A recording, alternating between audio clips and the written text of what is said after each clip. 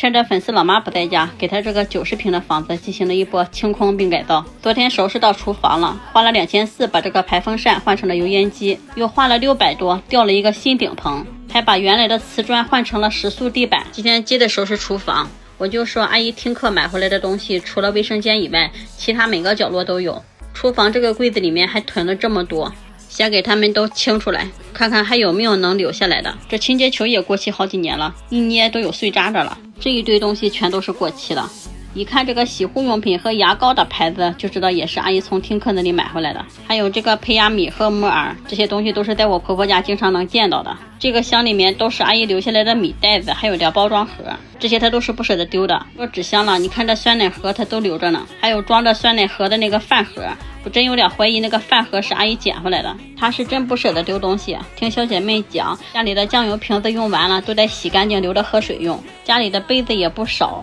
就是习惯了不往外扔东西。这个柜子里面就留了这几样东西，不都说过期的洗护用品还有牙膏还有好多用处吗？房子也快收拾完了，小姐妹在海南真的是每天跟阿姨各种沟通，一会儿问她过期的保健品扔掉可不可以，一会儿买个新杯子换她扔掉10个旧杯子，但是好像都不太好用。这4个瓶子里面都是囤的盐，听说自贡这边的盐挺出名的，这些都是之前留下来的，先给他们拿出来，等一会儿清理柜子。结果在里面还翻出来了一箱胚芽米，问了一下小姐妹，这个米和盐就都不留了。现在家里的吃的只要是一过期，小姐妹就都不留了。厨房这个柜门已经用了20-30年了，外面贴皮的那一层好多都掉了，看起来脏脏的，门还关不严。小姐妹想给它换套新的，我们打听了一下，定做一套新的柜门可能得需要半月20天的。本来想的要不然就这么凑合一下吧，后来我又一想，它这个厨房的柜门也是木板的，用了20-30年了，咱重新买一块木板，按照柜门的尺寸给它裁出来，封一下边安上不就可以了吗？所以我们后来就联系了建材，选了木板，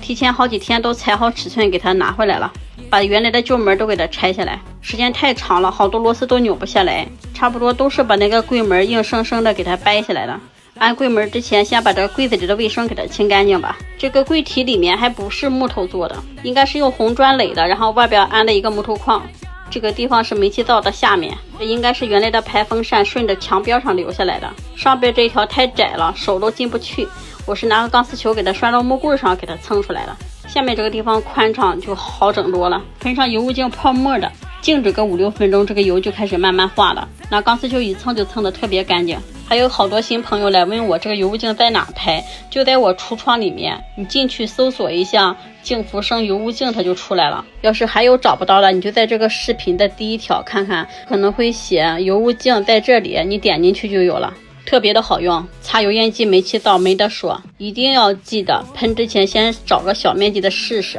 我换了2根下水管，结果上边安上了，下边怎么也安不上，我又重新下单了2根，等一会儿看看啥样，实在安不上的话还得把旧的给它找回来。卫生收拾完了，把裁好的木板都拿过来摆一摆，一会儿别按错尺寸了就行。它这个橱柜安不了现在的那种折页，木框太薄了，只能安原来的这种平折页，它就是定了一个2×4的方子，只有2公分宽。这种折页好安，但是有一个缺点，就是门关不严。我正安着门的，快递来了，他说有个大的自己拿不动，让我下来跟他抬，结果我到楼下了，他又自己扛上来了。小姐妹说扔出去的那些他妈比较在意的，得买点新的给他填补回来，买了一个小边柜，买了一个穿衣镜，还有点别的小东西。后来这些东西都摆完了以后，屋里面相当漂亮了。好多人说我这么扭螺丝太累了，电锯都买了，应该买一个电动螺丝刀，这样既省力干得还快。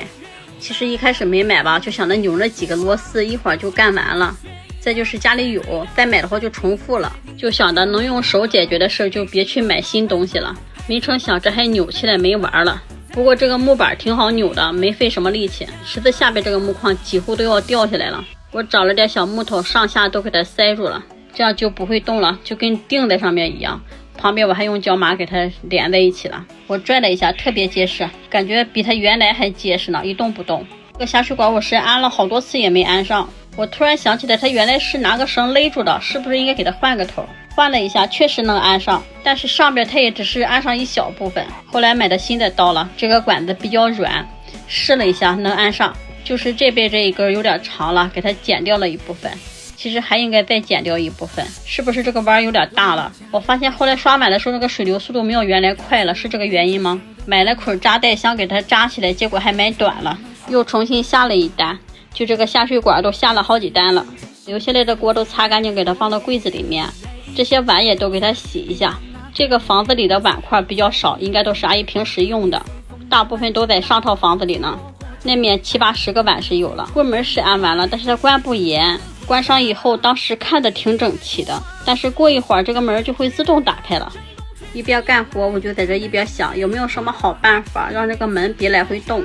要不然还是看起来乱七八糟的。想了半天我也没想起来，这个推拉门当时那个保洁大姐也是擦过的，这个我看着了，它这个门边也擦了，但是它只是用湿抹布沾了洗洁精水擦的，根本就擦不出来。像这种陈年污垢必须得喷油污净，但是铝合金的喷之前一定要试一试，大部分的铝合金都是不能喷的。现在是已经晚上7点多了，外边的天还稍稍有点亮呢。四川这面黑天特别晚，早上亮天也晚，6点半大连这边都应该挺亮的了，但是在四川那边还是黑的。这个柜子的下面都有点发霉了，我倒了点八四给它擦了一下。家里的墙面要是发霉的，你可以先找一个干抹布倒点八四试一试，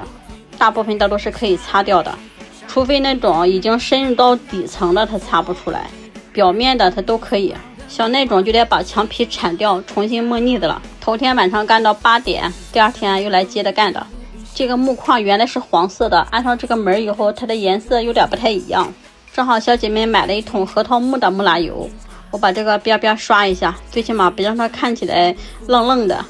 小姐妹讲这个木蜡油好像没有什么污染，但是它不好上色，刷一遍几乎都看不出来有效果。这个好像还是半透明的，这要是那种专门刷木头的木器漆的话，应该能比这个好上色。刷第二遍的时候就比第一遍好多了，最起码看起来有点像棕色了，跟新买的木板搭在一起也不那么突兀了。本来我想再刷一遍，小姐妹说2遍就可以了，生了气看看能不能把那个电视柜给刷一下。但是我看了一下，原来的电视柜是原木色，挺好看的，我就怕刷个2、3遍的它不能完全覆盖，反而还不好看了。是昨天没刷出来的煤气灶，到头这个地方喷油污净没刷出来，我敷了个锅底清洁膜，就过了一晚上，基本上都没怎么用蹭，这边就特别干净了，还有点底儿应该是氧化的，喷那边油污净试一下还是不行。刚才那边挺干净的，但是这一面就不行了，这边就像焊死在上边一样了，应该多给它停留几天就好了。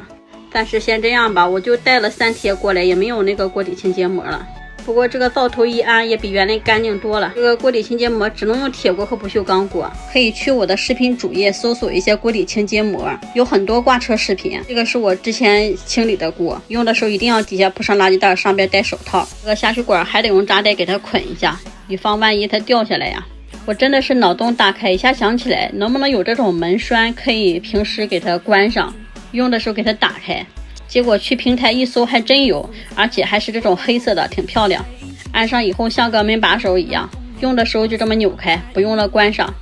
现在真的是在平台上啥都能买到，干起活来方便多了，要不然有的时候先去网上买也来不及。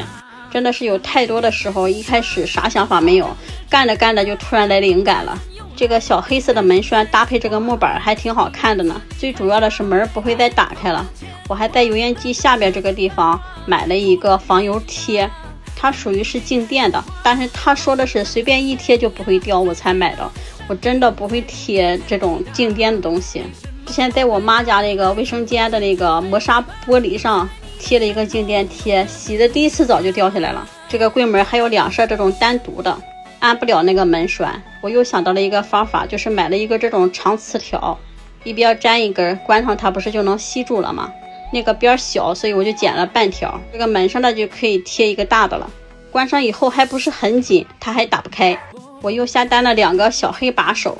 给它粘在外面，这样看起来统一一点儿，然后开门的时候也能好开。就按这个柜门买了好几次东西才完成。好在是结局是完美的。这个小厨房现在是不是焕然一新了？再来看看它的前后对比吧。这是之前没收拾的时候，门都是4敞8开的，现在的门几乎都是严丝合缝的了，看起来也美观了不少。改造这个厨房的木板是185一张，用了是1张多一点，但是人家也不散卖，买就是2张。加封边一共是花了400多，剩的木板我给它钉到阳台那个柜子里去了。觉得花这个小钱把这个厨房改造一下挺值的，哪怕是过个3年5年再换新的我都可以接受的。小姐妹也说挺好的，比之前看的舒服多了。明天给大卧室收尾，特别是这个阳台又重新修整了一下，